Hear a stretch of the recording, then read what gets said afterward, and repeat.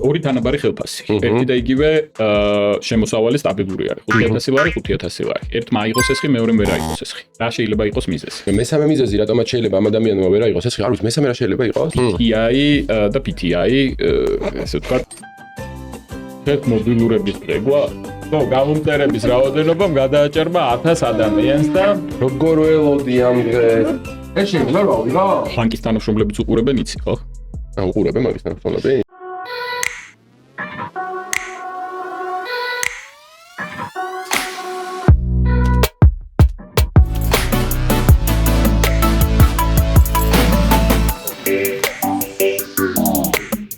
რაზე გინდა ვისაუბროთ დღეს გიორგი?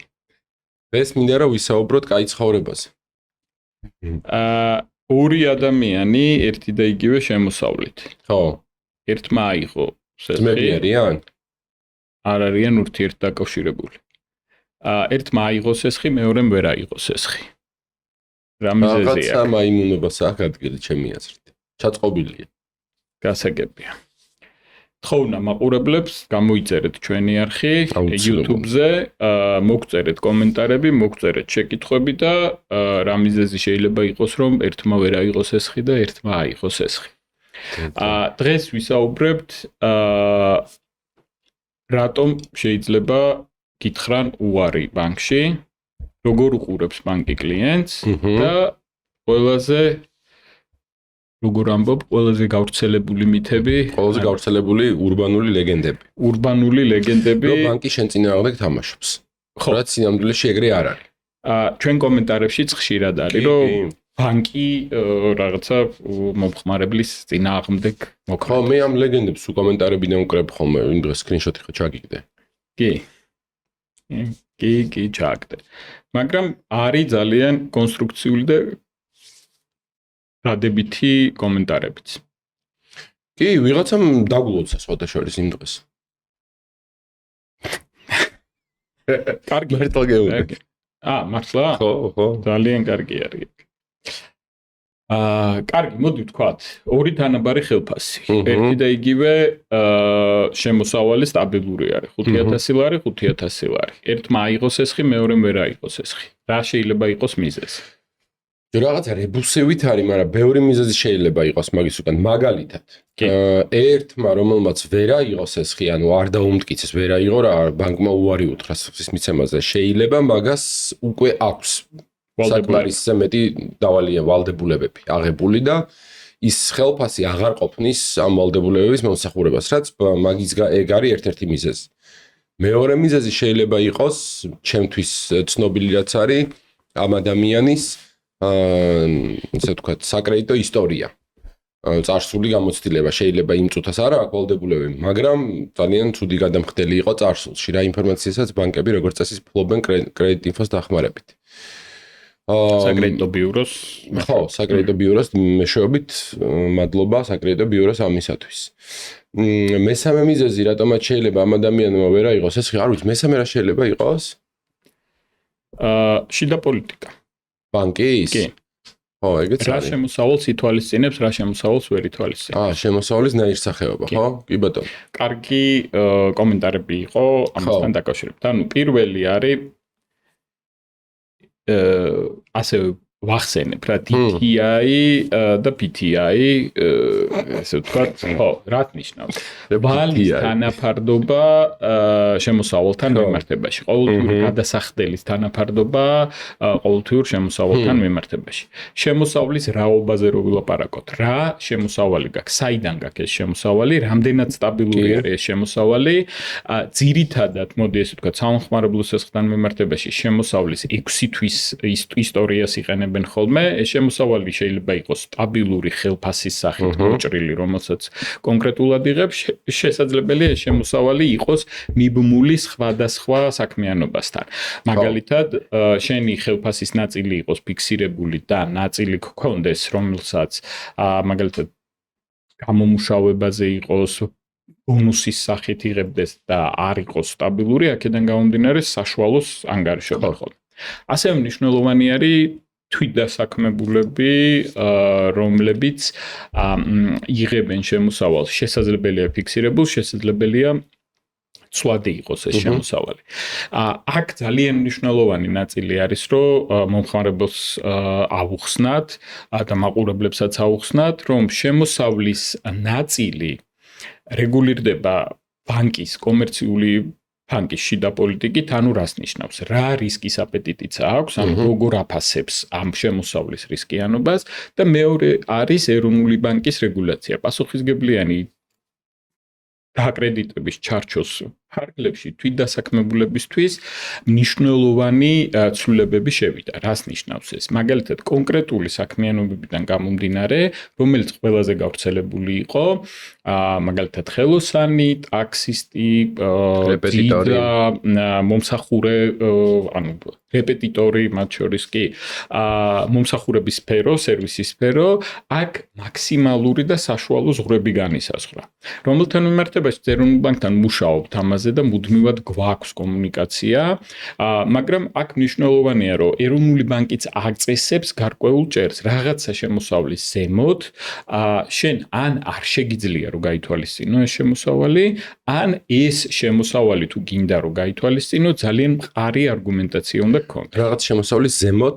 კი, მაგალითისთვის რო ვთქვა, საშუალო ხელფასი რეპეტიტორის, ანუ საშუალო შემოსავალი არის კონკრეტულად სიტყვაზე ვამბობ 1500 2000 ლარი 2500 ლარი მაგალითად ხომ? ეხლა რიცხვებს არ დავასახელებ კონკრეტულად, მაქვს ეს რიცხვები უბრალოდ რო დავასახელო კონკრეტულად, შეიძლება შეცდომაში შევიყვანო, იმიტომ რომ ყოველდღიურად ამის ცვლილება ხდება ხო. საშუალო თუ არის ეს, ამის დადასტურება უწევს ბანკს, რომ ანუ უნდა შეამოწმოს, რამდენად რეალური არის ეს შემოსავალი, ანუ რამდენი მოსწავლე ყავს, რამდენად სად დადის, არის კიდევ აქ მნიშვნელოვანი ნაწილი, რომ ზოგიერთი მოსწავლე უნდა გადაამოწმოს, არის თუ არა მართლა, რეკომენდაცია უნდა მიიღოს და ასე შემდეგ. ანუ შემოსავლის რაობა და ასე უნდა ადასტურებდე ამ შემოსავალს. ერთი ნაწილი არის, რომ თუ საბანკო ანგარიშზე არის ჩამორიცხვები, უფრო მარტივი ხდება ამ შემოსავლების დადასტურება, თუ არ არის ჩამორიცხვები, ან ქაოტური არის ჩამორიცხვები, ამ შემთხვევაში არ ჩანს. კი, ასევე უნდა ვახსენოთ, რომ იჯარიდან თუ გაქვს შემოსავლები. იჯარა რეგისტრირებული არ არის რეგისტრირებული, გრძელვადიანი არის თუ მაგალითად ხო, Airbnb-ზე დღიურად აქირავებს. ანუ შემოსავლის რაობას ერთი ნაწილი არის, რომ ძალიან დიდი მნიშვნელობა აქვს და მეორე, შენი საშუალო შემოსავალი რამდენად ემსახურება სესხს. ანუ ყოველთვიური გადასახადი რამდენად შეესაბამება იმ სესხის მოცულობის გადახდას, რა სესხიც გაქვს. ეს ყველაზე მნიშვნელოვანი ნაწილი არის. რეპუტაცია ახსენე. საკრედიტო ისტორია, მაგრამ აქაც მინდა ვთქვა, რომ საკრედიტო ისტორიაც არ ნიშნავს იმას, რომ ვერასდროს ვეღარ აიღებს ეს.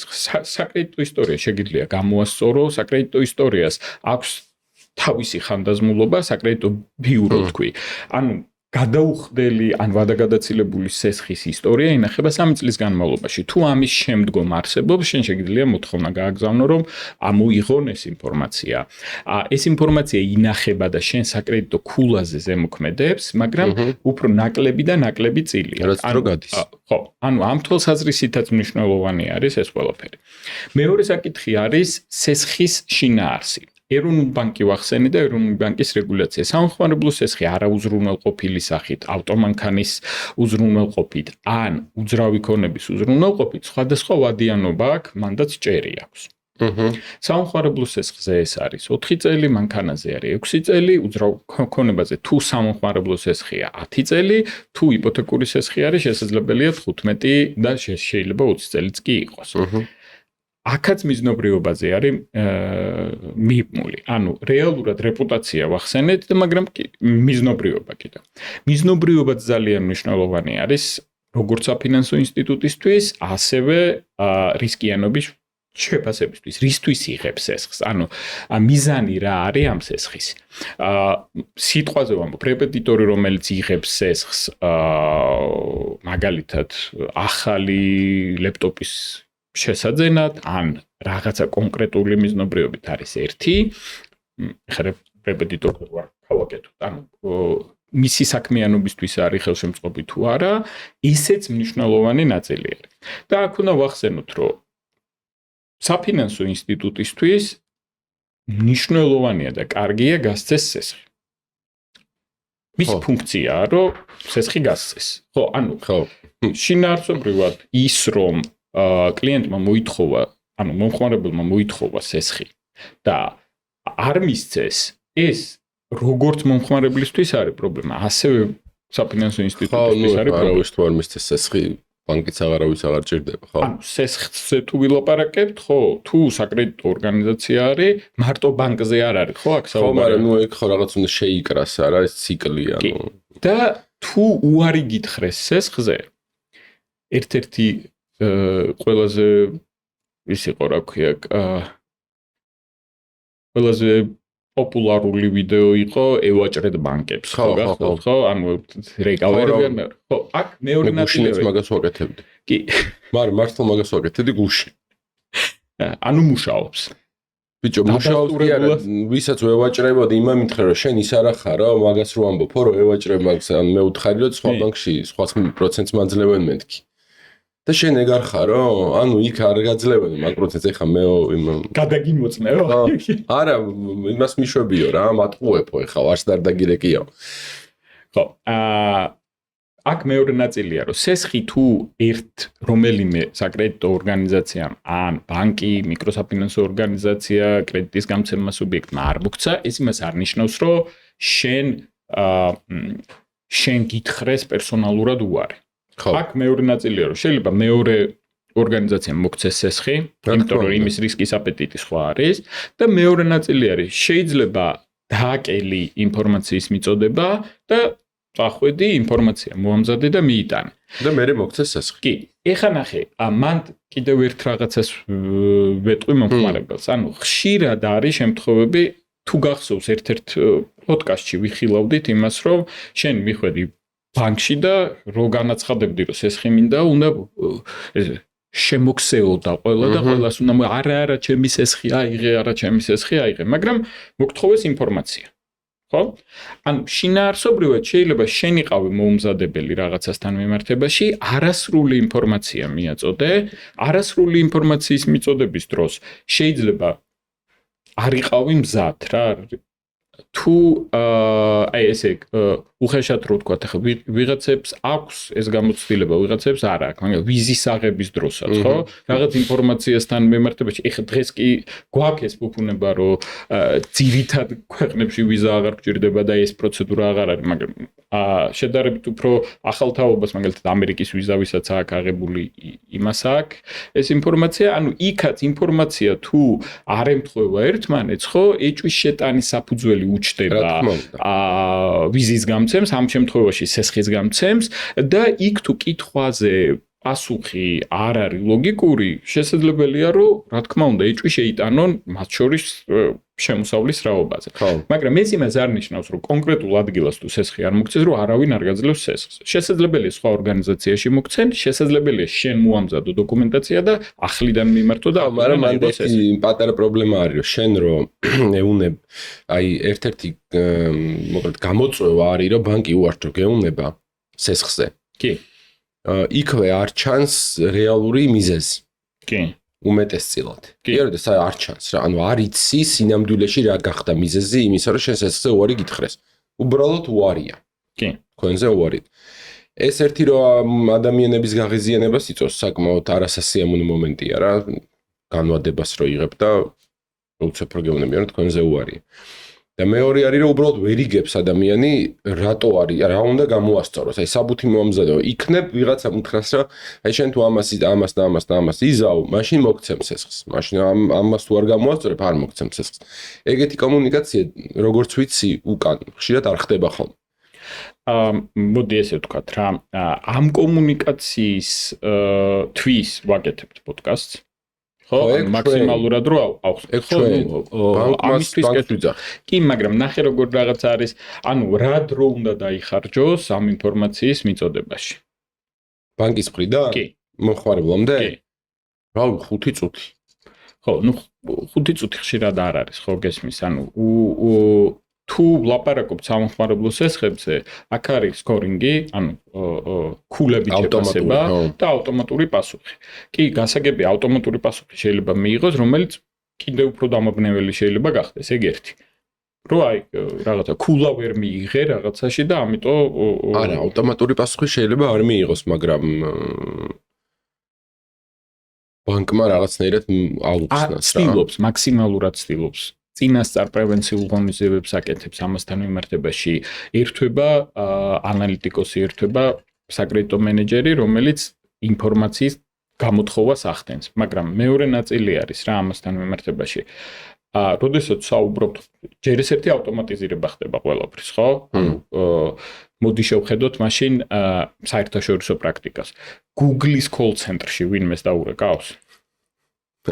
ხო? Facebook-ის დაურეკავს, ანუ ჩვევა იცვლება რა, Google-ში არის კონკრეტულად ინტუიტიური მომსახურების ნაწილი, რომელიც შენ უნდა ისწავლო, როგორ უნდა გამოიყენო, ისიც მაქსიმალურად ცდილობს, რომ ეს ინტუიტიური იყოს, აი შენთვის უმარტივესი იყოს ეს ყველაფერი, რომ შენ call center-ამდე არ მიხვიდე. არის კომპანიები, რომელიც მაგალითად call centers სატელეფონო მომსახურებას უწევენ, მაგრამ ძირითადი კომპანიები ხა რაღაცა მეილში ესეთი რაღაცა მინდა ვიღაცას ვერ ურეკავ და ვერ ეუნები რომ აი ეხა მე მინდა რომ ესეთი რაღაცები ჩავაქსოვო ან რაღაცები ვაკეთო ხო ანუ შინაარსობრივად აქეთკენ მიდის მომსახურება იმიტომ რომ მომსახურება მოდი ესე ვთქვათ რა გვინდა ჩქარი ოპერატიული და მაქსიმალურად მორგებული იმ პირობებზე რაც მაქვს ხო მაგრამ მაგას შენასწავ მე არ მოყვავი მაგაშიც უკაცრავად რა ძალიან კაი. არ გეთახმები, იმიტომ რომ Google-ის და ბანკის შედარება ერთი არ არის, ერთი და იგივე, ან სხვადასხვა სერვისებზე გვაკლაპარაკი, ეგ ერთი.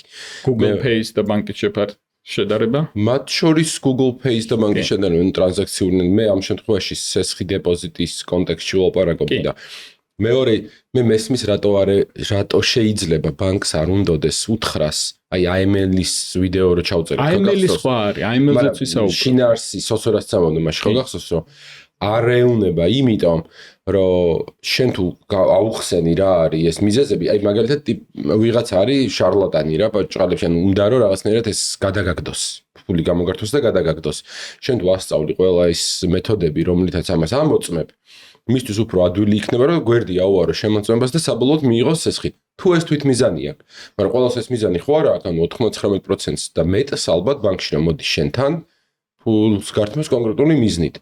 ის 1% არიან რამოდენიმე ძალიან ცოტა ადამიანი, ვინც ფულს წინასწარ განზრახვად იღებს, იმიტომ რომ მე არ დააბრუნოს. ხო და ის დანარჩენები იჩაგრებიან, ვინც უარს იღებენ თქო. მე ყოველ შემთხვევაში მე ხალხის ხმას მოვიდა შენთან და შენ იქნებ ბანკებს გადასცე, რომ თუ აი ეს კომუნიკაცია უფრო ბანკის თანამშრომლებიც უყურებენ იცი, ხო? უყურებენ ბანკის თანამშრომლებს?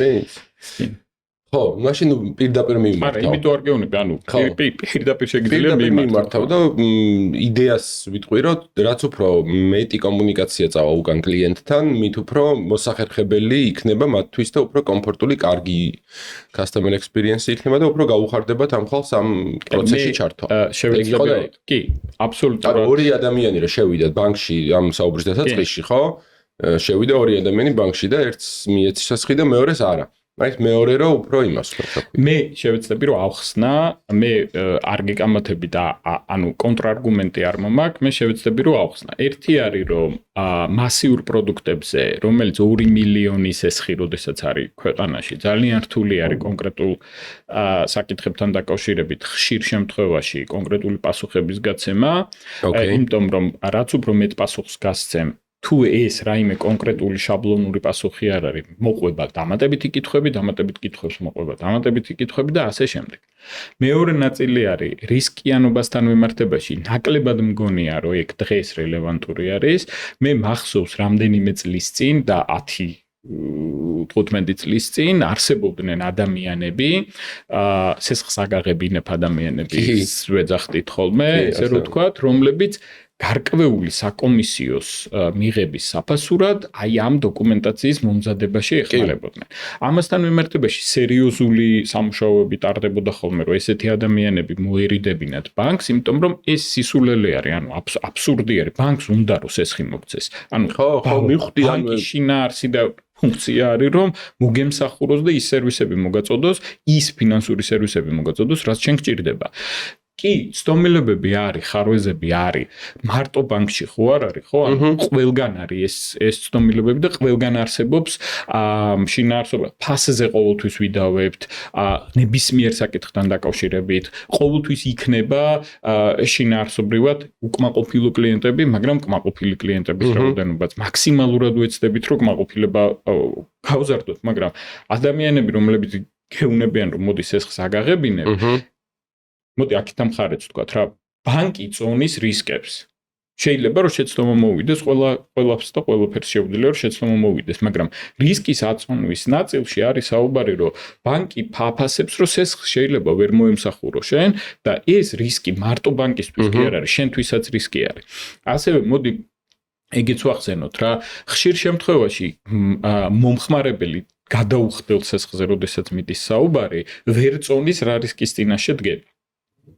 ანუ რა რისკი აქვს მას? ხო, გააფეილოს სესხის გადახდა, ხო? კი, ანუ გააფეილოს, ანუ ყველას შეიძლება მოუვიდეს, რომ ვერ გადაიხადოს სესხი, მაგრამ როდესაც ვამბობთ, რომ კომუნიკაციაში იყავით ბანკთან, პრევენციულად მიაწოდეთ ინფორმაცია და ასე შემდეგ. ბანკი რო წავიდეს სასამართლოში და ჩასვას მომხმარებელი არაუზრუნველყოფილ სესხზე მოვალეთა რეესტრში, აქ არის საუბარი არა კრედიტ ბიუროზე და საკრედიტო ისტორიაზე, არამედ ანგარიშებზე შეიძლება ცდომა დაედოს შეეზღუდება. ხოკირება, მე სასამართლოშიც არ მიდიან, მაგალითად სასამართლოში, როდესაც მიმდინარეობს შეტყობინება მისდით, მობილურს იცვლიან და კომუნიკაცია ვეღარ ხდება ამ ადამიანთან და მე მოვალეთა რეესტრში აღმოჩნდება ადამიანი და მე კითხვები არის, რომ რატო ვარ მოვალეთა რეესტრში, რა არის? ხა მაგაზე თუ წავიდა ტიპი რომ მობილური გამოცვალა სახლის სხვაგან გადავიდა საცხოვრებლად და მოვალეთა რეესტრში ჩავარდა, მე მგონი აღარ უნდა გაუგვერდეს, არა? ხო, ну, მაგამდე წავიდა თუ საქმე რა. ვერ გეტყვი რომ ეს არის რა. ასევე არის ხოლმე პრეტენზიები რომ მაგალითად სესხის გადაუხდელობის შემთხვევაში იყო უფრო მეტად რომ რატომ მირეკავენ, რატო არ მირეკავენ ასე შემდეგ. ამისი წესიც გამოსცა ეროვნულმა ბანკმა მომხმარებლის უფლების დაცვის ნაწილში, მან რეკომენდაციები და კამათიც არსებობდა რომ რამდენად უნდა იყოს, როგორ უნდა იყოს ეს ყველაფერი, როგორ უნდა დაგირეკონ, როგორ უნდა მოხდეს ამ ინფორმაციის მიწოდება და ასე შემდეგ. მაგრამ ეს ყველაფერი ხო, ეხლა რეალურად რო ვთქვათ რა, ანუ ეს არ არის კავშირში იმასთან, რომ ინფორმაციას არ გაწვდიან. პირიქით, საკრედიტო მენეჯერთან თუ მიდიხარ, მაგალითად განვადება ახსენე, ავტომატური უარი თუ მოგივიდა, შეგიძლია მიხვიდე ბანკში და ელაპარაკო საკრედიტო მენეჯერს და ის უფრო მეტ ინფორმაციას მოგაწვდის, შენთან ერთად ამუშავებს ამ სესხს რა. ამიტომ ესე ცალსახად თქვა, რომ ინფორმაცია არ გვაქვს რისთვის გვითხრეს უარი, ხო, აი მელის შემთხვევაში კანონით უკრძალავს რაღაცა ინფორმაციის მიწოდებას, აქ ინფორმაციის მიწოდებას არ გრძალავს, მაგრამ ესე ყოველთვის ყველაფერი ახსნადი შეიძლება ვერ იყოს, შეიძლება საკრედიტო მენეჯერისთვისაც ვერ იყოს ეს ახსნადი, იმიტომ რომ რაღაცა ინფორმაცია არის, რომლის გადამოწმების შედეგადაც მოხდა უარის თქმა. იმას უყურებენ, ერთი კომენტარი იყო, რომ ბანკებსო ერთმანეთ შორისო ინფორმაციას ცვლიან, აი ვაჭრობაზე რო იყო, რომ ბანკებზე ბიუროთი ცვლიან. ხო, და არა, პირდაპირ ურეკავენო ერთმანეთსო და აი ახლა გიორგის სესხს იღებს და რაღაც და ინფორმაციის გაცვლა, პერსონალური ინფორმაციის გაცვლის ტოლფასი არის. ხო, რა თქმა უნდა. რომ კონკრეტულ კლიენტზე არსებობს თუ არა რაიმე გადაწყვეტილება და კანონით აკრძალული არის. ხო, აი ძალიან კაი რაღაცა თქვი ხა. ძალიან მნიშვნელოვანია რომ ყველას მიცოდეს რომ იმის შესახებ რომ სესხის აპლიკაცია მაქვს შესაძლოა სესხი მოვითხოვე ბანკში კრედიტ ბიუროში აღირიცხება როგორც მოთხოვნა ხო ის დაცული ადგილია ცალკე ორგანიზაცია კიდე მაგასაც უფლებას აძლევ რომ კრედიტ ბიუროში გადამოწმო ხო მე ვაძლევ უფლებას რომ გადამამოწმოს კრედიტი და რაღაც კონკრეტული ვადით არის უფლება კი და უნდა განახლდეს მას შორის სესხი როცა გაქვს მაშინაც უნდა განაახლო ეს უფლება კი ხო აი ძალიან მნიშვნელოვანი ნიუანსია ამიტომ უნდა ალბათ ყველას უთხრათ რა რომ და ბანკმა რო თქვენ შესახებ ინფორმაცია მოიძიოს და გადაამოწმოს ამისი უფლება უნდა კონდეს და ეს უნდა იყოს ლეგალური მათ შორის კრედიტი ბიუროში ანუ კრედიტ ინფო საქართველოში და ნებისმიერ სხვა უწყებაში ის ფაქტი რომ ვიღაცა თქვენ შესახებ ინფორმაციას ამოწმებს ეძიება რაღაცებს ჩალიჩობს და იკვლევს თქვენი უფლების გარეშე არ მოსულა და კანონ დარღვევა ხო, ასეა. არ მოსულა არ იკვლევს ბანკი, ვერ იკვლევს მაგ ინფორმაციაზე არ უნდა იკვლევდეს. თუ ვიღაცას სადმე გონია რომ ეს ხდება თქო, ანუ უნდა იცოდეს რომ ეს არ არის სწორი, არ არის კანონიერი და შეუძლია კონკრეტული ფაქტების დადგენის შემთხვევაში ძალიან სერიოზული პასუხი მოსთხოვოს იმ ორგანიზაციას თუ კონკრეტულ ადამიანს. ეს მარტო ბანკზე არ არის საუბარი, ეს ყველა ორგანიზაციაზე არის საუბარი. მათ შორის ბანკზე. მათ შორის ბანკზე და ეხლა რადგან საფინანსო ინსტიტუტებზე ვლაპარაკობთ, ეს ძალიან მნიშვნელოვანი არის. ამასთან მიმართებაში სერიოზული უსაფრთხოების ზომები აქვს მიღებული ბანკს. არაერთ პოდკასტში ვახსენე და მათ შორის სატელევიზიო გამოსვლებში ვამბობ ხოლმე ყოველთვის, რომ ბანკში რომ მიდიხარ, შენ ანგარიშზე რომ იმომსახურე ბანკში ოპერატორს წვდომა კონდეს, ხშირ შემთხვევაში რაღაც დამატებით კითხვებს გისვავს, SMS გიგზავნიან და ასე შემდეგ. ანუ ინფორმაციაზე ბანკის თანამშრომელსაც შეიძლება არ კონდეს ინფორმაცია და ბანკის თანამშრომლებს ხო, ანუ ინფორმაციაზე წვდომა არ კონდეს და ბანკის თანამშრომლებს შორისაც შესაძლებელია არ იცვლებოდეს. შესაძლებელია არ იცვლება ეს ინფორმაცია, თუ შენი თანხმობა არ არის ამასთან დაკავშირებული. იცი რა მაინტერესებს? იგივე ლოგიკა არის ანუ კომპანიების შემთხვევაშიც? იგივენაირად უნდა შევხედოთ? კი, მაგალითისთვის ვამბობ, შენ თუ აღრიცხული ხარ საცალო მაღაზიაში ეს ლოიალობის ბარათები რო გაქვს, ის ინფორმაციაც არსად არ უნდა გადიოდეს. და ამასთან დაკავშირებით შენი მობილურის ნომერი არსად არ უნდა გადიოდეს. შენზე ინფორმაცია შენ შესყიდვებთან დაკავშირებით, ანუ ლოიალობის ბარათის უმთავრესი იდეა რა არის? რამდენად ლოიალური ხარ ამ ორგანიზაციას, რას ყიდულობ, როდის ყიდულობ, მე ამასთან მიმართებაში აკეთებს ხო ის ანალიტიკას, რომ მაგალითად თვის დასაწყისში იყიდე, ანუ ესე იგი აქ შემოსავალი და მაქედან გამომდინარე, მე ნებართვა თუ გაქვს მიცემული, მაგ დროს გეუბნება, რომ რაღაცა აი აქ აქციები მაქვს რაღაცასთან მიმართებაში და ასე შემდეგ. ხო, ნუ ეს იდეალურ ვერსიას ვამბობ, მაგრამ მაინც. ჩვენ შეგვიძლია ძალიან მკაცრები ვიყოთ ჩვენ პერსონალურ ინფორმაციასთან მიმართებაში და ამასთან მიმართებაში ადამიანურად რო ვიღაცა რო დაგირეკავს და მინდა რაღაც შემოგთავაზონ, რაღაც რო გელაპარაკება, შეგიძლია პირდაპირ თქო საიდან გაქვს ჩემი ნომერი. და საერთოდ ხო სახელით თუ მომართავ, რატომ მომართავ სახელით, საიდან გაქვს ნომერი, საიდან გქონდა წვდომა იმაზე, რომ ჩემი ნომერი ჩემ სახელთან მიმართებაში იყო. მაგრამ ანტ მეორე ნაწილიც არის რა, შესაძლებელია სოციალურ ქსელში კონდეს მობილურის ნომერი მიბმული შენ სახელზე და ეხლა მანდ საჯაროდ გეწეროს საჯაროდ გეწეროს კი და ანუ არაფერი ის ადამიანი გიპასუხებს რომ შენი ნომერი ვნახე სადღაც კი ანუ აი მაგალითისთვის გეტყვი რა ავტომანქანა განვათავსე გაყიდვაზე ვთქვათ და ნუ აი 2 დღის განმავლობაში ყველა შემოთავაზება მივიღე მანქანის დაზღვევაზე ყველა შემოთავაზება მივიღე იმაზე რა ქვია რაღაცა ჯგუფებში გაწევრიანებაზე რომ იქ უფრო კარგად ვყიდით ავტომანქანას და ხო ნუ არ გამკვირვებია ეს ყველაფერი რა ეგ ლოგიკურია კი ანუ რაღაცა ლოგიკაზე ხა ყველას არ უნდა ეჭხუბო რომ რატომ ირეკავს რა ხო ანუ მეორე ნაწილი არის რომ მაგალითისთვის ვიღაცა რომ აშენებს რაღაცას ხო იქ სავალდებულოა რომ ათავსებ მობილურის ნომერს და პროექტის ხო აბრასხოს აკეთებ და მაგ დროს ხა სამშენებლო კომპანიები ან მასალების კომპანიები თუ გირეკავენ მანდაც არ უნდა გაგიკვირდეს რა და ანუ რაღაცა ლოგიკები არსებობს საიდანაც ამ ინფორმაციის მოპოვება ხდება მაგრამ აი ხა ვიღაცამ ეს ბაზა გააკეთა და მე კიდე მესამე მხარეს მისცა აი მანდ უკვე კითხვები ჩდება ხოლმე რა ხანდახან კიდე კითხვა მაქვს თუ ორი კომპანია შედის ბანკში ორი კომპანია ორგანიზაცია რა ერთს აქვს 20 მილიონიანი ბრუნვა და მეორეს აქვს 5 მილიონიანი ბრუნვა შეიძლება რომ პატარა ბრუნვიანმა უფრო მიიღოს ეს ხი ვიდრე დიდმა და უფრო მეტი სესხი მიიღოს პატარა ბრუნვიანმა ვიდრე დიდ ბრუნვიანმა ხო თუნდაც კი ბატონო ორი პოდკასტი მიუძღვენით მცირე და საშუალო ბიზნესს და ამიტომ მოდი კიდევ ერთხელ გავუსვათ ხაზი მიექცევა ყურადღება მომგებიანობას, მიექცევა ყურადღება კომპანიის ლევერაჟს, მიექცევა ყურადღება კაპიტალის მოცულობას. მარტო ბრუნვა ხო არ არის კაპიტალი რამდენი არის მაგაზე იქნება ორიენტირი და ნუ კლავინდებურად რაც ამხმარებლოს ესხებზეა რეპუტაცია, ყოველთვიური გადასახდელი, რისთვის უნდა მიზნობრიობა და ასე შემდეგ რა. ანუ ეს ყველაფერი ყოველ ჯერზე განიხილება ხოლმე. მაგრამ ერთხელ უარის თქმა არ ნიშნავს, რომ შენი შეფასება მოახდინეს. ანუ პიროვნების შეფასება რომ მოახდინეს. კონკრეტული ფული არ მოგცეს კონკრეტული მიზნობრიობით. ეს აბსოლუტურად არ არის კავშირში, შენ რამდენად კარგი მცესხებელი ხარ, ან შეიძლება იყო, ან რამდენად კარგი ადამიანი ხარ, ხო? ნუ ესე უტრირებულად რო ვთქვა რა.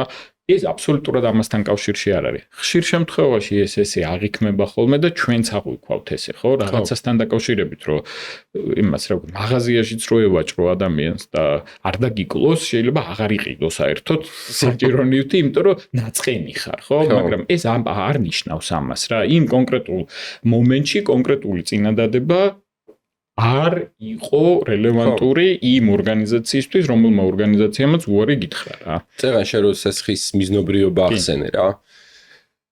ეგ ანუ ისიც ხო საფიქრალია, რომ ჩვენ ანუ სესხებს როცა ვიღებთ ეს მიზნობრი, ანუ საჭიროებაზეც შეიძლება ხანდახან დავფიქრდეთ. მე ფიზიკური პირის გადასახედიდან გეუბნები, როგორც მომხმარებელი რო ვიღებ სესხს. დიდი სესხები როცა ბინას ყიდულობ, ძალიან გასაგებია და უძრავი ქონების ყიდვის ამბავი ის არის, რა ქვია. მან კითხვები არ შევ, მაგრამ ხო არის ბევრი წრული სესხები, რომელიც შეიძლება ესეთი რაღაც არც თუ ისე საჭირო ნივთების საყიდვლად გაქვს აღებული რა. მან თუ არის თუ გეტყვის, ბანკი შეიძლება პირიქით მადლობა უთხრა, რომ მადლობთ, რომ დამეხმარე, რომ არ მიმეფშნიდა ფული რაღაც ისულელეში. ხო, მაგრამ მან ხო მასე არ ვაფასებთ ხოლმე რა.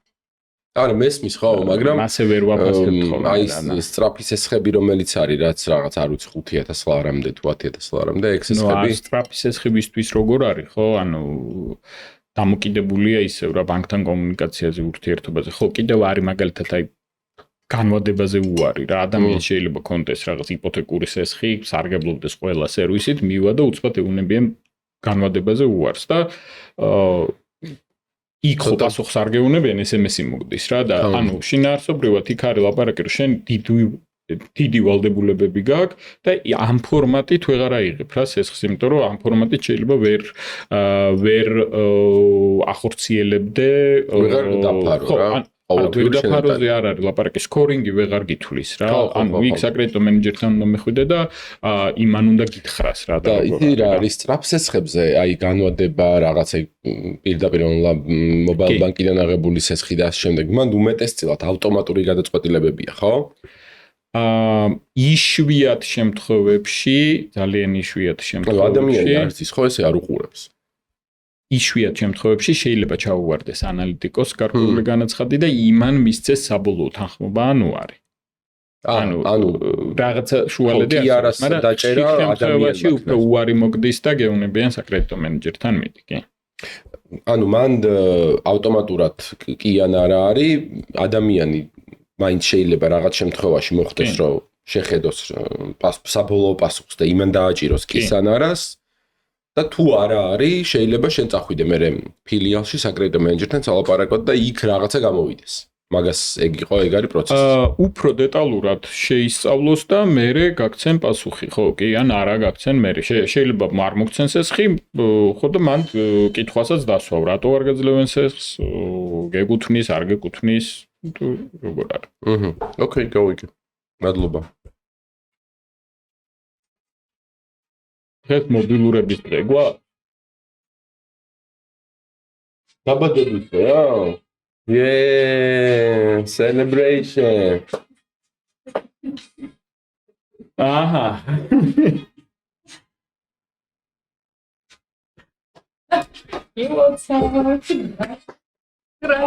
აჰა. ხო, გამომწერების რაოდენობამ გადააჭერბა 1000 ადამიანს და როგორ ველოდი ამ დღეს. გამი არ დაუწვათ აქ და ესა რა. ამაში აკი კიდევ ამაში არ გავიაროთ. ეს ჭიქა ყავის ჭიქა არის. ეს შეიძლება რა ვიღო? ეს ჭიქა ჩემია? იქ შენია და მიკროფონი. ამას გამოვა.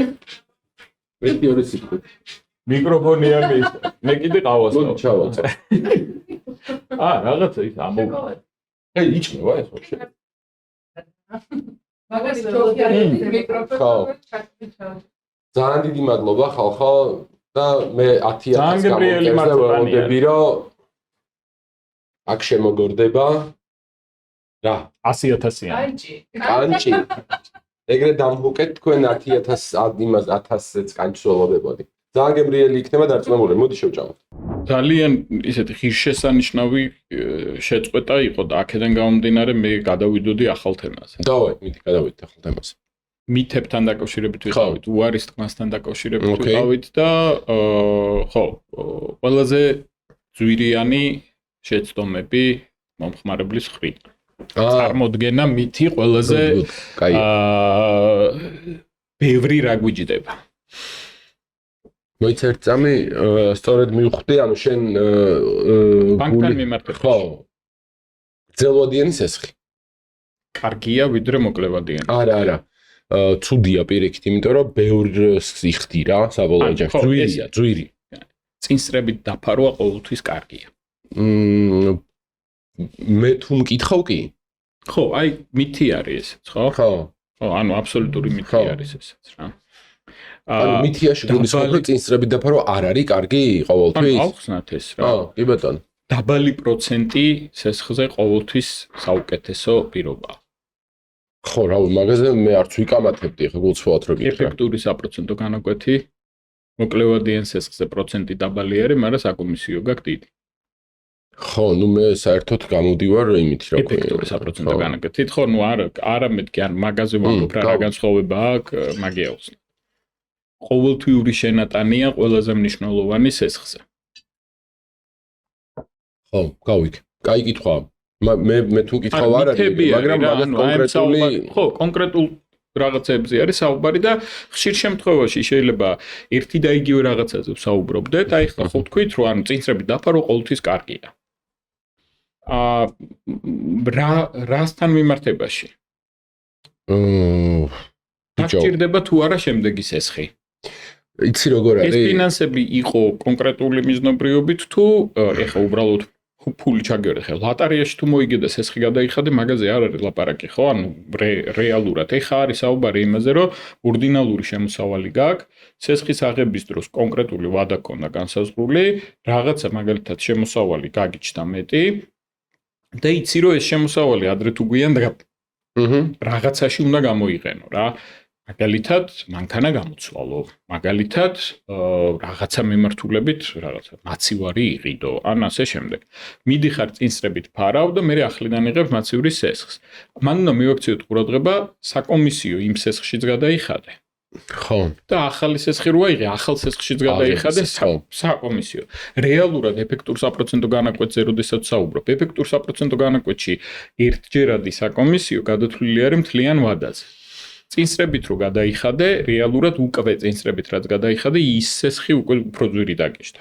ანუ შენ ამბობ ხა რომ რაღაც იმას არ ნიშნავს რომ ცუდია ან კარგია, ანუ ერთგვაროვნად უნდა შევაფასო. ხო და მაგას გეუბნები რომ შენ რასაც ამბობ არის ის რომ ნებისმიერი ესეთი ოპერაციის ჩატარებისას, მაგალითად წინსრებით გადახდისას, ან სესხის აღებისას, ან რაღაც манипуляციას როცა აკეთებ, უნდა დაითვალო.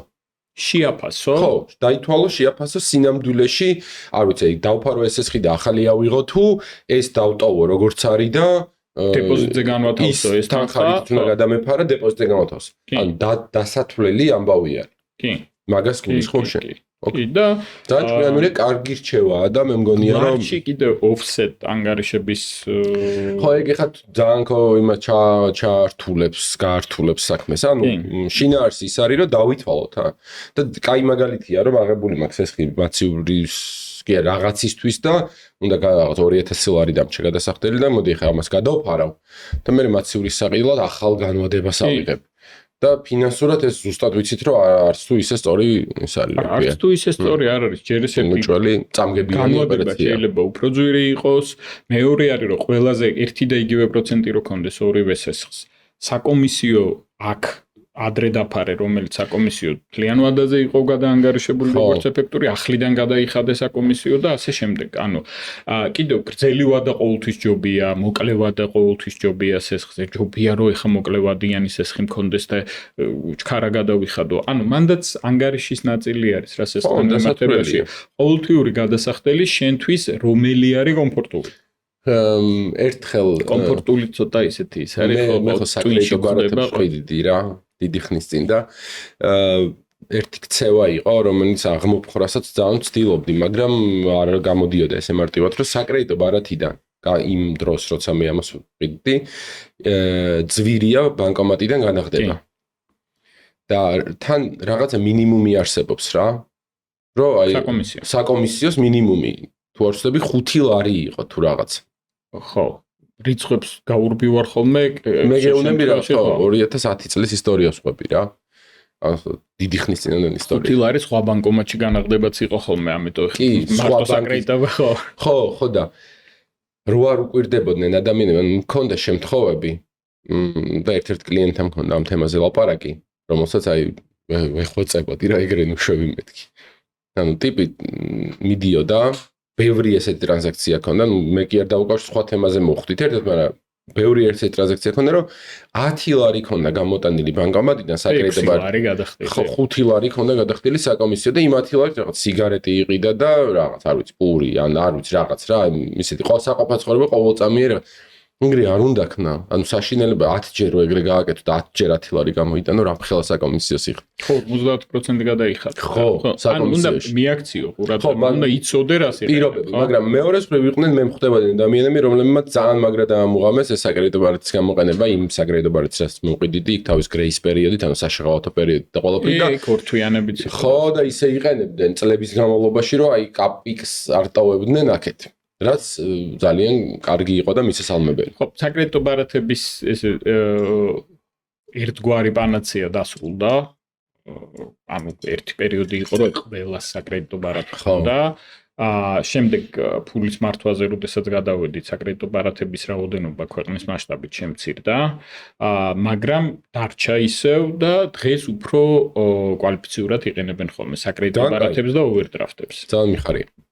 კარგი, გრძელი ვადა ყოველთვის არ ჯობია, მოკლე ვადას, გრძელვადიანი სესხები ხშირ შემთხვევაში უფრო დაბალპროცენტიანი სესხები არის ვიდრე მოკლევადიანი სესხები, იმიტომ რომ მოკლევადიანი სესხები ეს არის განვადება, ყოველდღიური საჭიროებისთვის აღებული სესხები, გრძელვადიანი სესხები ხშირ შემთხვევაში უზრუნველყოფილი სესხები არის და უფრო გრძელვადიანი აქტივისთვის ან გრძელვადიანი მიზნებისთვის არის მიმართული. მაგრამ გრძელვადიან სესხზე კიდევ ერთხელ უნდა ვახსენო წინა პოდკასტში, ერთ-ერთ წინა პოდკასტში ვილაპარაკეთ პროცენტებზე, როდესაც იყო საუბარი, რომ გრძელვადიან სესხში საბოლოოდ ერთიანობაში უფრო მეტს იხდი, იმიტომ რომ უფრო დიდი ხნით გაქვს ნასესხები ფული და ყოველწლიურად ერიცხება სესხის პროცენტი, მოკლევადიანს უფრო ნაკლები გექნება გადასახდელი, მაგრამ ეს იმას არ ნიშნავს, რომ რაღაცა საჭმელი უნდა მოიკლო, რომ სესხი გადაიხადო. როდესაც სესხს იღებ, მაგისი გაანალიზება უნდა შეგეძლოს, რომ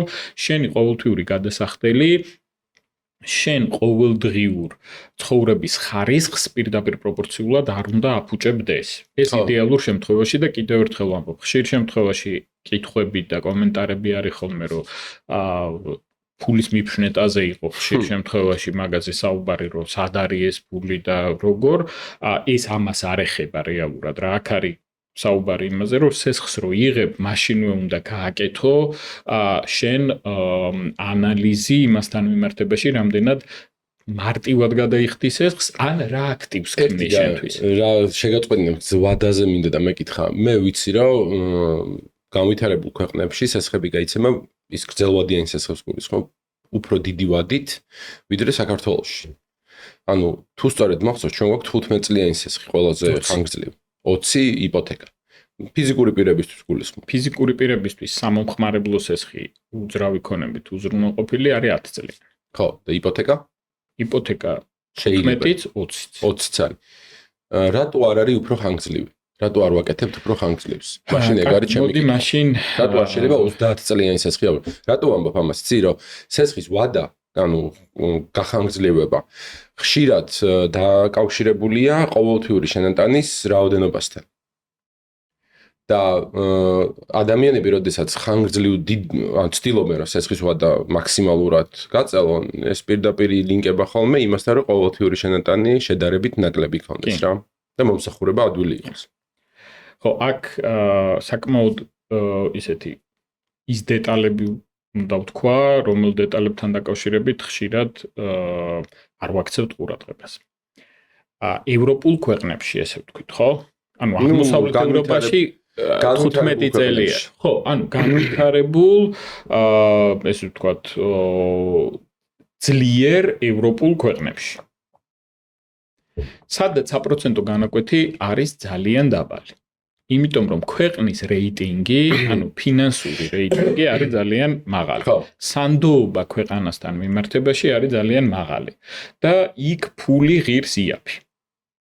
ხო, დღეს ძვირია იქაც და იქაც მიდის ვადების შემცირებაზე საუბარი, მაგრამ რიგი ქვეყნები რჩება ლავინდებურად ამ ფორმატში. ყველაზე კარგი მაგალითი ამასთან მიმართებაში მოვიყვანდი შვეიცარიის მაგალითი, სადაც ასევე იცვლება მიდგომები სესხთან მიმართებაში, მაგრამ შვეიცარიაში არის ესეთი საკრედიტო პროდუქტი იპოთეკურ სესხთან მიმართებაში, როდესაც შენ სესხის ნახევარს გადაიხდი, ანუ უძრავი ქონების 50% დაფარული გაქვს ღირებულების, შემდეგ შეგიძლია მხოლოდ პროცენტი იხადო. ძირი საერთოდ არ შეამცინო. და ის რჩება? ის ძირი გაქვს, ეხა შენებაზე არის, მაგრამ შენ იხდი მხოლოდ პროცენტს. მუღამი რა არის მაგისი? ყოველთვიური გადასახდელი გაქვს ნაკლები. ხო. ანუ თეორიულად ეს შემოთავაზება არსებობს რა. იქ არსებობს რაღაც პირობითი ვადა, მაგრამ ეს პირობითი ვადაც რაღაც კონკრეტული დრო რო დადგება, შენ შეგიძლია რომ გაახანგრძლიო თქვა ეს ვადა. ერთი ნაწილი ყველაზე მნიშვნელოვანი არის, რომ დაბალი საპროცენტო განაკვეთი არის. ხო და ეგ ვადასთან ილინკება პირდაპირ მაგას მეუბნები. ვადასთან ილინკება, კი, ვადასთან ილინკება. ნახე, საქართველოში საპროცენტო განაკვეთი როგორც ლარში, ასე უცხოურ ვალუტაში უფრო მაღალი არის, ვიდრე ევროკავშირის განვითარებულ ქვეყნებში, სადაც ფული უფრო იაფი ღირს. ასევე მინდა ვახსენო, რომ ლარში საპროცენტო განაკვეთები უფრო მაღალია ვიდრე ევროში და დოლარში და აღმოსავლეთ ევროპაში შეიძლება უფრო ძვირი იყოს ევროში სესხი ვიდრე საქართველოში. ანუ ესე ვთქვათ, არა ხო, ანუ ვადარებთ ხოლმე და ნუ ესეთი ის არის. ამიტომ შინაარსობრივად, როდესაც გრძელვადიან სესხზე ვლაპარაკობთ, მაგალითისთვის საქართველოში 10 წლიან სესხს აიღებთ 15 წლიანს თუ 15-იანს და 20-იანს, ყოველთვიური გადასახდელი აღარ გიმცირდება მნიშვნელოვნად, როდესაც პროცენტი მაღალი არის. აქედან გამომდინარე, შესაძლებელია შენთვისაც ხელსაყრელი აღარ იყოს კონკრეტულ ვადაზე გრძელი ვადით სესხის აღება. აქედან გამომდინარე, საუბარი იმასთან მიმართებაში რელევანტური ხო უნდა იყოს, ეხლა 100 წლიანი სესხი როა იყოს, სიტყვაზე ვამბობ, ხო? ანუ რელევანტური ხო უნდა იყოს, ეხლა 10 წლიანსა და 100 წლიან სესხს შორის განსხვავება ყოველთვიურ გადასახდელში თუ 10% იქნება, ხო? ანუ აი ზუსტად რო ვთქვათ რა, ყოველთვიურად 1000 ლარს გადაიხდი თუ 1100 ლარს გადაიხდი, აი ეს ცვლილება თუ აქ 100 წლიანს და 10 წლიან სესხს შორის. არა, ეგ იცი რატომ ბოდიში რა, იმიტომ ვიკითხე რომ გამიგია რომ არსებობს ცოტა უფრო ხანგრძლივი 100 წლიანი არც მიგულისხმია, ანუ არსებობს რაღაცა არ ვიცი 25 წლიანი სესხი, მაგრამ 20-იანი მე მგონი ჩვენთან აღარ არის ლარში შეგიძლია რომ 20 წლიანი სესხი, კი. ხო, მილიონ ლარამდე ლარში იღებს სესხს მხოლოდ. 1 ივლისიდან შევიდა ეგ ცვლილება. ხო, ანუ შემოსავალი თუ ლარში გაქვს, ლარში იღებს მხოლოდ სესხს. მილიონ ლარზე ზემოთ უნდა კონდეს მოთხოვნა. გავიქ. მადლობა. თან მინდა რომ ტორტი შევჭამ. მეც კი და მოდი რამდენიმე საკითხი ვთქვათ რა კიდე უზრუნველყოფა რამდენად მნიშვნელოვანი არის სესხის გაცემის დროს და ბანკი მხოლოდ უზრუნველყოფას უყურებს სესხის გაცემის დროს. ანუ მე ძვირიანი ბინა მაქვს და ამიტომ პატარა სესხს მარტივად მომცემენ. ეს წარმოდგენაც არის მცდარი. ძვირიანი ბინა მაქვს და მარტივად მომცემენ სესხს, ხო, გავიქ. კლავინდებურად შემოსავალს უყურებენ, რეპუტაციას უყურებენ, იმიტომ რომ უზრუნველყოფა არის დამატებითი ერთგვარი გარანტია, დამატებითი გარანტია, მეორადი დაფარვის წყარო, მისი წართმევა არავის არ უნდა. ასევე მნიშვნელოვანი არის, რომ აღსრულების პროცესი, ანუ თუ სესხი არ გადაიხადე და უზრუნველყოფაზე მიდის საუბარი. ეს პროცესი ძალიან რთული, ძალიან გრძელი და ძვირადღირებული არის საფინანსო ინსტიტუტისთვის. ესე სწორად რო შევაფასოთ, ანუ ეს პროცესი არავის არ უყვარს რა, არავის არ უყვარს რეალურად და მეორე ნაწილი არის, რომ რაც უფრო რთული არის ხოლმე ეს აღსრულების პროცესი, ეს მე ხელს უშლის სესხის გაცემასაც რა. იმიტომ რომ ეს ხარჯიანი პროცესი არის, ეს გრძელვადიანი პროცესი არის, ანუ რეალურად ეს რისკიანობას ზრდის პროდუქტის, ანუ რეალურად კარგ გადამხდელებისთვის პროცენტი იზრდება ამის ხარჯზე და შეიძლება უფრო მეტ ადამიანს ეთქვას უარი. მაღალი ხელფასი, კარგი მსესხებელი არც ეს არ არის, უკვე რაზეც ვისაუბრეთ, ალბათ იმაზე უნდა გავაკეთოთ. წინსრების დაფარვაზე ვისაუბრე, მე თუ არასდროს არ გქონია სესხი, ესე იგი კარგი მსესხებელი ხარ? ხო, ეგეც საინტერესო ის არის. მითია რომ თუ არაზე სუფთა ფურცლიდან თუ იწყებ ისტორია. ბევრი ფული თუ გაქვს რაღაც გინდა სესხი? სხვადასხვა ეგეც ვთქვათ რა, ანუ ბევრი ფული თუ გაქვს რაღაც გინდა სესხი არის აბსოლუტურად მცდარი ნაწილი რა. შეიძლება გქონდეს სესხი, შეიძლება არ გინდოდეს სესხი, ხო? ეს მარტო სურვილებზე არ არის, მაგრამ შინაარსობრივად იმაზე საუბარი, რომ რაღაცა განვითარებისთვის, კმაყოფისთვის, უფრო მეტი აქტივის შექმნისთვის სესხი თუ გინდა, აბსოლუტურად დაკავშირებული არ არის, რამდენი ფული გაქვს ან რამდენი შემოსავალი გაქვს. კი ბატონო. აი სუფთა ფურცლიდან ისტორიის დაწყებაზე რომ სესხი რო არ გქონია აქამდე მაგნაწილში ძალიან მნიშვნელოვანია ალბათ რომ ეს სესხის აღების და დაფარვის ისტორია ხო გარკვეულწილად მოქმედებს შენ საკრედიტო სკოლზე, ქულაზე. ეხლა როგორ უნდა უთხრა ადამიანს რომ მე შენ მას ვიზარო, თავაზობ რომ სესხი ტყუილა ხო არ აიღებს სესხს ადამიანი, იქნებ არ ჭირდებოდა აქამდე. მერე? ხო, ანუ აი სუფთა ფურცელი როგორ უნდა გახდეს რაღაც ავტომატურად არ ნიშნავს რომ კარგი მსესხებელი ხარ რა, არც ცუდი და არც კარგი. არც კარგი და არც ცუდი, მაგრამ თუ გაქვს კარგი ისტორია, რაღაცა შენს ქულას შველის, ხო? ეგ მაგას ვამბობ. არ შველის? შველის, რამდენად კარგი დისციპლინა გაქვს და ასე შემდეგ, ხო? ანუ შინაარსობრივად მოდი ესე ვთქვათ რა, ანუ ადამიანის შეფასებაზეც ხომ ასე ვიყენებთ ხოლმე. ადამიანი, რომელსაც უნივერსიტეტის დიპლომი აქვს და არა აქვს დიპლომი, პირდაპირ შეფასება, რომ ამ ადამიანს უფრო მეტი განათლება აქვს, ესე ცალსახად არ შეგიძლია, მაგრამ პირველადი შეგრძნება ხო ეგ გექნება, აი დიპლომი აქვს, ესე იგი უფრო მეტი ნასწავლია, მაგრამ შეიძლება ეს მეორე ადამიანი დიპლომი არ აქვს და ბევრად უფრო მეტი ცოდნა აქვს, ხო? რამდენი შემთხვევა არის, რომელსაც სწავლა შუაში მიუტოვებია და ძალიან ჭკვიანი, ძალიან წარმატებული ადამიანი ყოფილა. აქედან გამომდინარე, ანუ შინაარსობრივად ესე პირველადად ვერ შეაფასებ, რომ ანუ სესხი არ გქონია, ეს იმას არ ნიშნავს, რომ კარგი გადამხდელი ხარ ან არა ხარ, მაგრამ თუ საკრედიტო დისციპლინა გაქვს, ესეც არაფერს არ ნიშნავს საბოლოოდ, შეიძლება როდის რა პრობლემა შეგექმნება კაცმა არ იცის, მაგრამ მაგაზე არ არის საუბარი, ანუ როდის შეიძლება რომ გადახდა, ზოგადად თქო, მაგრამ როდესაც საკრედიტო დისციპლინა კარგი გაქვს, უფრო მარტივი არის კომუნიკაცია, იცნობ კლიენტს რა, ანუ გაქვს ინფორმაცია. კვლავინდებურად გაგუგრძელდა დღევანდელი გადაცემა. დიდი მადლობა გამომწერებს, რომ 1000 გამომწერზე მეტზე გადავედით, ძალიან დიდი მადლობა. ჩვენ თხოვნა არის, რომ კიდევ უფრო მეტმა ადამიანმა გამოიწერეთ ჩვენი არხი, ჩვენთვის მნიშვნელოვანი არის გამომწერების რაოდენობა. დღეის მდგომარეობით უკვე შეგვიძლია ვთქვათ, რომ უყურებენ ჩვენ პოდკასტს. ამისთვის ძალიან დიდი მადლობა, არის გამოხმაურებებიც. მოგწერეთ შეკითხვები, მოგწერეთ კომენტარები, ჩვენთვის ძალიან ღირებული და მნიშვნელოვანი არის თქვენი აზრი ნებისმიერ საკითხთან დაკავშირებით. ჩვენ შევეცდებით, რომ კიდევ უფრო მეტი და კარგი ინფორმაცია მოგაწოდოთ. ძალიან დიდი იმედი გვაქვს, რომ უფრო მეტ ინფორმაციას მოგაწვდით მაკროეკონომიკურ მაჩვენებლებზე, მიკროეკონომიკურ მაჩვენებლებზე, რა რაზეზე მოქმედებს, ფასებთან მიმართებაში იქნება, ინფლაციასთან მიმართებაში იქნება, კურსთან მიმართებაში იქნება თუ სხვა საკითხებთან მიმართებაში. ამიტომ კიდევ ერთხელ დიდი მადლობა გამომწერებს და გთხოვთ გამოიწეროთ ჩვენი არხი. გიორგი, რას ეტყოდი შენ მაყურებლებს? მადლობა მეგობრებო, გამომწერებო, მადლობა კომენტარებისთვის, კიდევ უფრო მეტი შეკითხვები დასვით, თუ რაღაცა ისეც ვამბობთ, რაც გგონიათ. 5000 გამომწერზე პირობა უნდა დადო.